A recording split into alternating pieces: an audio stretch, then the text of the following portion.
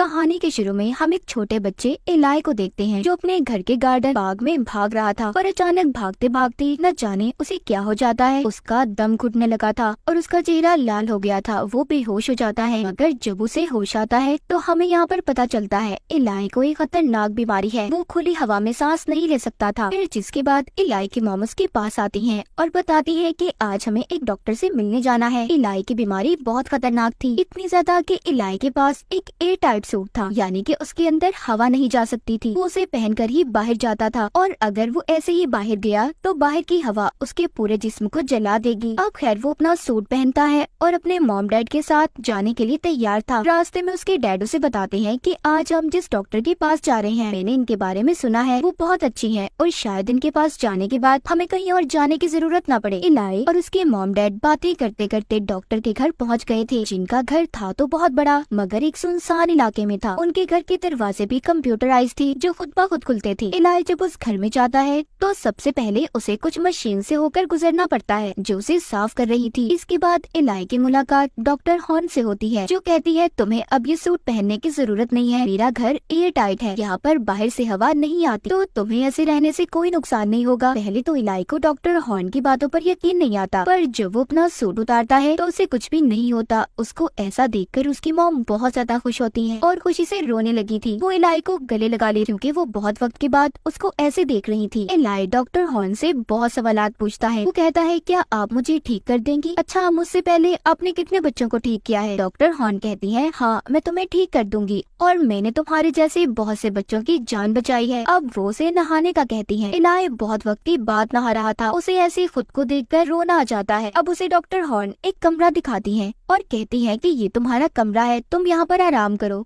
हम कल सुबह मिलेंगे। अब यहाँ से असल कहानी शुरू होती है। इलाई जब सो रहा था तो रात को उसे अपनी खिड़की के पास से कुछ आवाजें आने लगी थी, जिस आवाज को सुनकर जब वो उसके पास जाता है तो उसे वहाँ पर देखकर ऐसा लग रहा था कि जैसे कोई खिड़की के पास खड़ा सांस ले रहा हो, क्योंकि खिड़की पर भाप के निशान थे, जिससे वो डर गया था और कांपते हुए अपने मॉम डैड के कमरे में जाकर सो जाता है। अब वो अगली सुबह ये बात सबको बताता है। सबको सुनकर ऐसा लग रहा था कि शायद इलाई ने कोई बुरा ख्वाब देखा है, जिस वजह से उसे ऐसा लग रहा था। इलाई को कुछ नर्सिस एक कमरे में लेकर जाती हैं, जहाँ पर उसका इलाज होना था, जहाँ पर डॉक्टर हॉर्न उसकी कमर में एक सेल को इंजेक्ट लगाती है, जिससे होगा ये वो सेल इलाई के जिस्म में जाकर उसकी डेड सेल्स को खाकर खत्म कर देगा, जिससे उसकी ये बीमारी भी दूर हो सकती थी। मगर तभी उसके जिस्म में अजीब सा होने लगता है, जिससे उसका सारा जिस्म एलर्जी से लाल हो गया था। उसकी जिल्द उधड़ने लगी थी, उसे बहुत तकलीफ होती है। इसी वजह से वो बेहोश हो गया था। लेकिन जब उसे होश आता है तो वो खुद को एक कमरे में पाता है। वहाँ खिड़की पर एक लड़की पत्थर मार रही थी। इलाई घर के अंदर ही खिड़की पर खड़ा होकर उस लड़की से बात करता है। वो अपना नाम हेली बताती है। वो इलाई से कहती है क्या तुम भी बीमार हो? तुम भी खुली हवा में नहीं रह सकते? तुम्हें भी कोई एलर्जी है? क्योंकि अक्सर यहाँ पर वही बच्चे इलाज के लिए आते हैं जिनको किसी तरह की एलर्जी होती है, जो खुली हवा में सांस नहीं ले सकते। इलाई हेली को अंदर आने का कहता है, पर वो इतना कहकर वहाँ से चली गई थी। अब जब इलाई अपने कमरे में जाने वाला था तो उसे अपने पीछे किसी की आहट महसूस होती है। ऐसा लग रहा था कि जैसे कोई उसके पीछे चल रहा हो। जब वो पीछे देखता है तो उसे एक खौफनाक लड़की दिखाई देती है जो पकड़ने उसके पास आ रही थी। मगर तभी इलाई के सामने उसके डैड आ जाते हैं, जो उसे डांट कर ये कह रही थी कि इतनी रात को तुम यहाँ पर क्या कर रहे हो। वो उसे अपने साथ ले जाते हैं। अब खाना खाते हुए इलाई अपनी मॉम से कहता है मैंने एक लड़की को देखा है जिसने मरीजों वाला सूट पहना हुआ था, शायद मेरे अलावा भी यहाँ पर कोई लड़की है जो अपना इलाज करवाने आई है। जिस पर उसकी मॉम कहती है नहीं, ऐसा तो कुछ नहीं है, हमारे अलावा यहाँ पर कोई नहीं है, तुम्हारा वहम होगा ये सब कुछ, तुमने किसी नर्स को देखा होगा। इलाई चुप हो गया था। वो दोबारा से अपने कमरे में चला जाता है।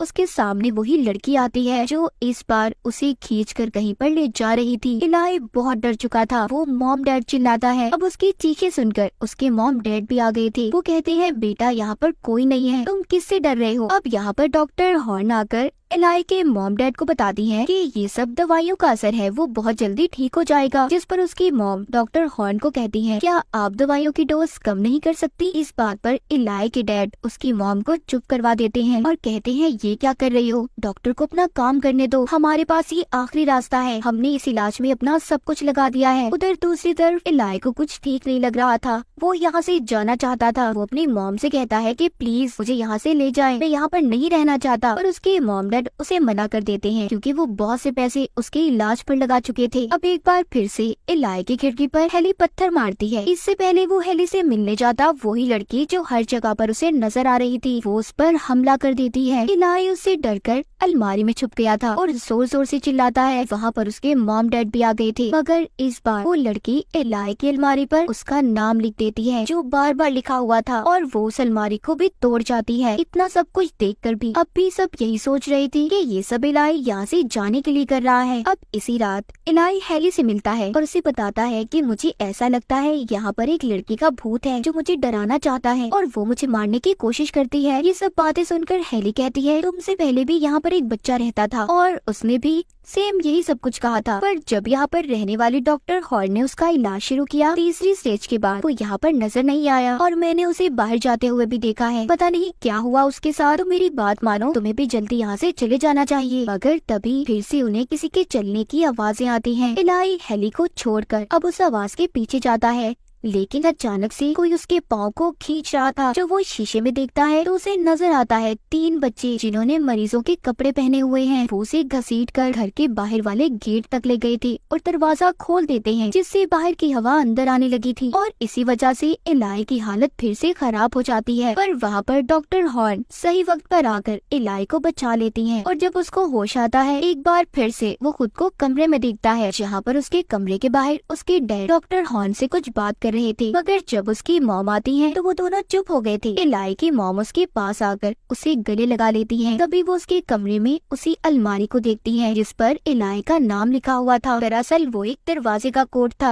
असल में जो भूत लड़की इलाई के पीछे पड़ी हुई थी इसे कुछ दिखाना चाहती थी। ये सब बातें जानकर इलाई अब हेली को बताता है और कहता है कि शायद मैं जानता हूँ कि कहाँ का कोड है। ये उसी दरवाजे का कोड था जहाँ पर इलाई को डॉक्टर हॉर्न इलाज के लिए ले जाया करती थी। अब इलाई रात को उसके अंदर जाने का प्लान बनाता है। वो रात होते ही छुपते छुपाते उसी कमरे में पहुंच गया था जिसका कोड वही था जो भूत लड़की ने अलमारी पर लिखा था। इलाई उस कमरे में जाकर सब कुछ चेक करता है। उसे एक लॉकर में कुछ बच्चों की फाइल्स मिलती हैं जो अब मर चुके थे। उसमें इलाई का नाम भी था। सभी फाइल्स में साफ लिखा था कि इलाज की तीसरी स्टेज के बाद कोई भी नहीं बच पाया और ये वही मरे हुए बच्चे थे जो इलाई को तंग कर रहे थे। दूसरी तरफ इलाई की मॉम उसके डैड से पूछती है कि आप डॉक्टर हॉर्न से क्या बात कर रहे थे। उसके डैड कहते हैं कि शायद इलाई अब यहाँ पर भी ठीक नहीं हो पाएगा और अब जो उसका इलाज होने वाला है उसकी जान को भी खतरा है। ये सब बातें सुनकर इलाई की मॉम उसके डैड पर गुस्सा करती है और कहती है इसका मतलब तुम अब तक मुझसे झूठ बोल रहे थे। तुमने मुझसे कहा था कि इलाई का इलाज यहाँ पर हो जाएगा और उसकी जान को भी कोई खतरा नहीं होगा। ये सब बातें सुनकर इलाई की मॉम मायूस हो गई थी। वो गुस्से में अपना सामान को पैक करके इलाई को लेकर यहाँ से जाना चाहती थी। इसी लड़ाई में डॉक्टर हॉर्न भी जाग जाती है। वो इलाई की मॉम से कहती है कि मुझ पर भरोसा करो, सब ठीक होगा। उधर इलाई अपने डैड के पास आता है और उन्हें फाइल्स के बारे में बताता है जो उसने देखी थी। वो कहता है डॉक्टर हॉर्न खूनी है, उन्होंने बहुत से मासूम बच्चों की जान को लिया है, हमें यहाँ से जल्दी जाना चाहिए। मगर इलाई के मॉम डैड को ये लगने लगा था कि वो जानबूझकर ऐसी कहानियाँ बना रहा है क्योंकि वो किसी भी हालत में यहाँ से जाना चाहता था। इसीलिए वो उसे धोखे से बेहोशी का इंजेक्शन लगाकर उसे बेहोश कर देते हैं, जिसके बाद उसे डॉक्टर हॉर्न तीसरी स्टेज के इलाज के लिए लेकर जाती हैं।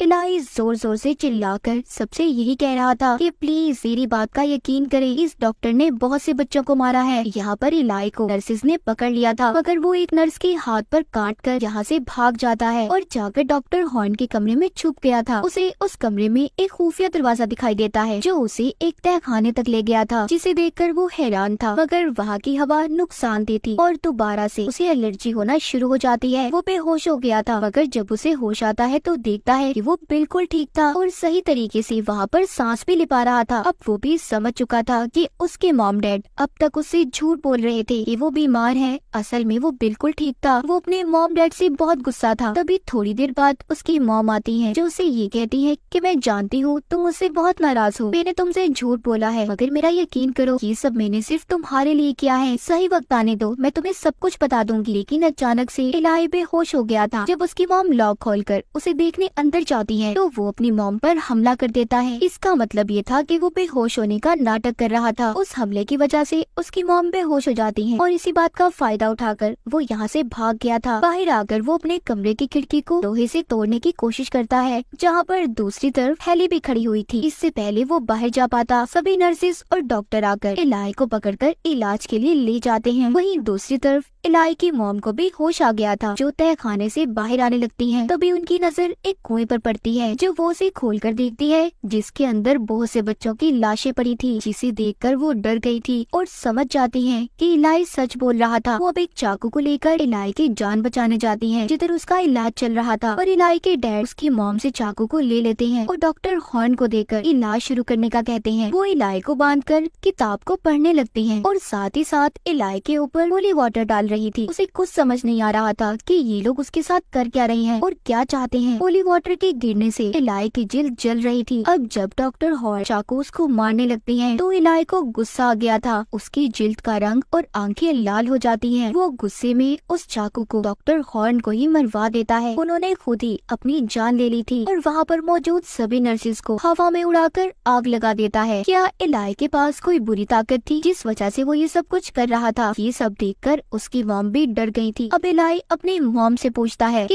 ये सब कुछ मैं कैसे कर पा रहा हूँ और मैं कौन हूँ, बताए मुझे मॉम। अब उसकी मॉम उसे बताती है और यहाँ पर इस कहानी की सच्चाई खुलती है कि असल में सबके पीछे क्या कहानी थी। अब इलाई की मॉम बताती है कि तुम आम इंसान नहीं बल्कि शैतान के बेटे हो। मैंने शैतान से दुआ मांगी थी कि मुझे एक बेटा चाहिए, जिसके बाद तुम पैदा हुए। मुझे लगता था कि तुम एक आम इंसान के बच्चे की तरह हो, पर नहीं, तुम में शैतान का खून है और इसी चीज को तुमसे दूर रखने के लिए हम यहाँ पर आए थे। पर इस चीज का अब कोई फायदा नहीं, तुम्हारी बुरी ताकतें जाग चुकी हैं। अब मजबूरन हमें तुम्हें तुम्हारे असल डैड तक लेकर जाना होगा। तभी पीछे से इलाई पर उसके डैड हमला करते हैं, मगर वो उन्हें भी हवा में उड़ाकर जख्मी कर देता है और अपनी मॉम के साथ घर से बाहर आ गया था, जहाँ पर हेली उनकी गाड़ी के पास खड़ी थी। वो इलाई को बताती है कि मैं भी शैतान की बेटी हूँ और जो बच्चे तुमसे पहले यहाँ पर आए वो सब हमारे बहन भाई थे। इलाई कहता है तुमने इन सब के बारे में मुझे पहले क्यों नहीं बताया? वो कहती है मैं चाहती थी कि तुम अपनी ताकतों को खुद जगाओ। ये सब बताकर हेली उससे पूछती है क्या तुम अपने असल डैड के पास जाने के लिए तैयार हो? इलाई भी इस बात के लिए मान गया था। हेली इलाई और उसकी मॉम को गाड़ी में बिठाकर इलाई के असल डैड से मिलवाने लेकर जा रही थी। इसी के साथ ये कहानी यहीं पर खत्म हो जाती है।